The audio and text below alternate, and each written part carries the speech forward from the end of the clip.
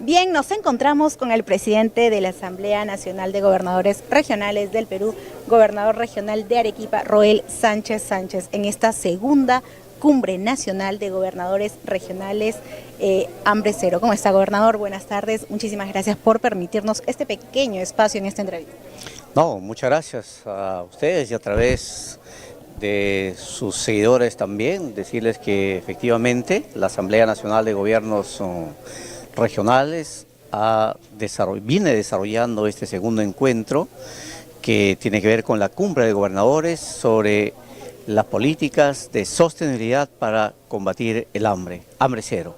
Y en esa perspectiva, los bloques que se han abordado el día de hoy son muy positivos, porque ya no solamente es una preocupación de los gobiernos regionales, sino también es parte de la agenda del gobierno central, y como nosotros lo hemos dicho, en esta política de cierre de brechas, estamos comprometidos los tres niveles de gobierno y todas las instituciones del Estado y por supuesto también la sociedad civil y la empresa privada.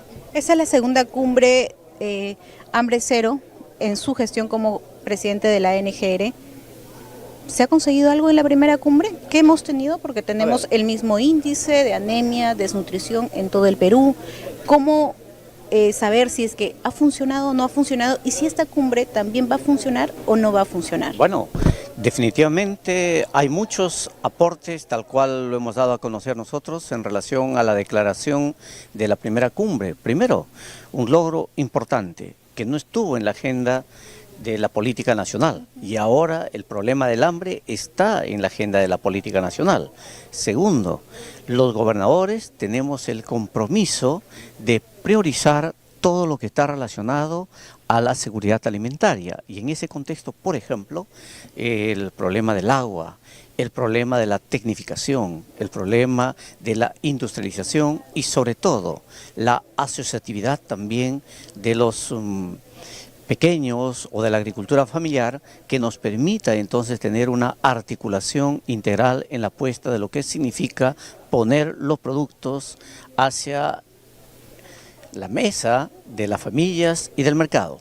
Una alimentación sostenible con un fenómeno del niño que está dejando secuelas, una alimentación que ya tenemos una pérdida de alimentos, de cultivos de primera necesidad, prácticamente una pérdida del 30%. Nos asegura cubrir esta brecha de anemia y desnutrición en el país, cuando lamentablemente estamos a punto, gobernador, de entrar a el fenómeno del niño global, que se presume va a ser mucho más grave de lo que ya dejó este fenómeno del niño a principios de año.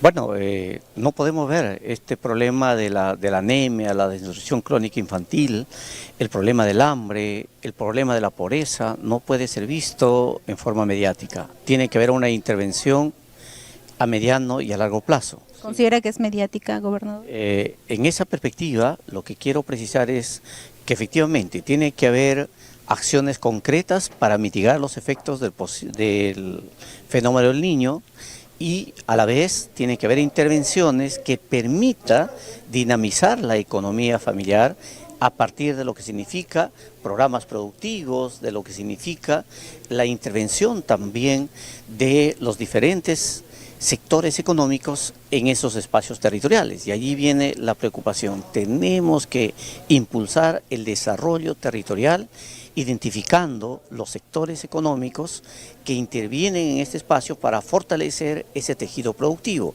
Y parte de ello tiene que ver con la agricultura, la ganadería, la pesca, donde definitivamente tenemos que inyectar también fondos, inversiones, para dinamizar y poder entonces de esta manera garantizar ese desarrollo y ese bienestar que tanto anhelamos. En conclusión a lo que usted nos acaba de mencionar, que es muy importante la agricultura, invertir en la ganadería, invertir también en el bienestar de ellos para que nosotros podamos seguir consumiendo. ¿Cuánto ha gastado, cuánto ha ejecutado su gobierno en cuanto al presupuesto asignado para el fenómeno del niño global? A ver, nosotros hemos destinado 84 millones de soles para trabajar toda la intervención a través de fichas técnicas especializadas que se vienen ejecutando, y definitivamente esto antes del 31 de diciembre va a ser ejecutado. pero también hay otras inversiones transversales vinculadas a intervención, por ejemplo, en lo que es infraestructura hidráulica, mejoramiento de canales de regadío, descolmataciones, también lo que implica la mejora de ciertas vías en cuanto a carreteras. Entonces hay toda una intervención integral, porque no podemos solamente decir, este es el presupuesto asignado para el fenómeno del niño, sino tiene que ver la intervención integral, la que estamos haciendo nosotros. Completamente de acuerdo. ¿Cuánto gastó?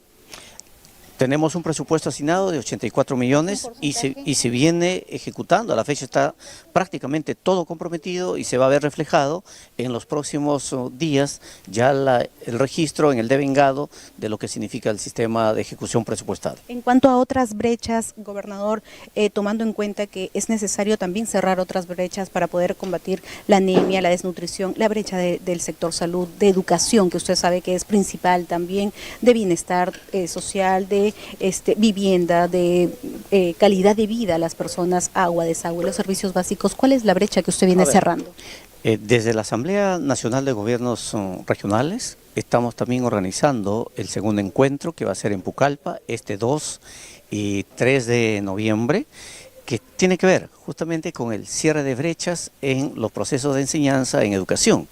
Y en esa perspectiva, desde el Gobierno Regional de Arequipa, nosotros estamos convencidos que el propósito de la educación es cambiar las vidas. Por ello, estamos comprometidos, o hemos comprometido ya en ejecución para infraestructura educativa, para lo que tiene que ver con tecnología, tiene que ver con mobiliario, equipamiento, 755 millones de soles para el sector educación, lo que estamos comprometiendo en este año, y lo mismo seguiremos avanzando también en lo que significa inversión para la educación superior no universitaria, institutos tecnológicos, que necesitamos nosotros impulsar y generar oportunidades de desarrollo a nuestros jóvenes para que puedan insertarse a la dinámica económica.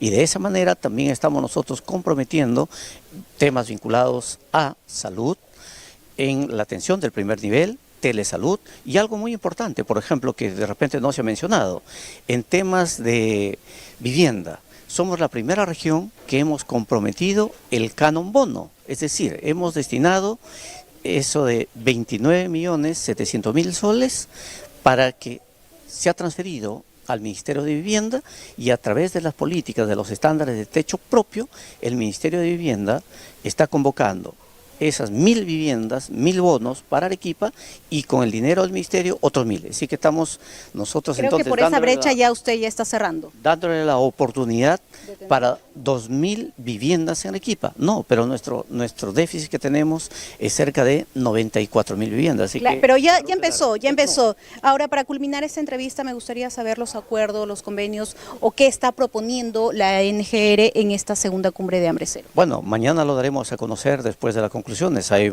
hemos avanzado ahora con de parte de las exposiciones, los paneles, como por ejemplo iniciar una vez más el proceso efectivo de la descentralización que se quedó truncado, con traslado de competencias, de funciones a los gobiernos regionales, como algunos programas que están en algunos sectores también de los ministerios deben ser trasladados, y por otro lado, en ese contexto, por ejemplo, el día 17 de noviembre, en el Congreso de la República vamos a desarrollar conjuntamente la Asamblea Nacional de Gobiernos Regionales y el Congreso de la República un encuentro denominado Unidos por la Descentralización, donde abordaremos importantes acuerdos y que se plasmarán en normas, en leyes, para garantizar esa descentralización. El día 17 de noviembre. Así es. Entonces el día 17 de noviembre podremos tener una esperanza de una verdadera descentralización en el país. Esperamos que los acuerdos, por eso estamos llamándole Unidos por la Descentralización, y de hecho que en esa perspectiva también hay otros alcances, como los relacionados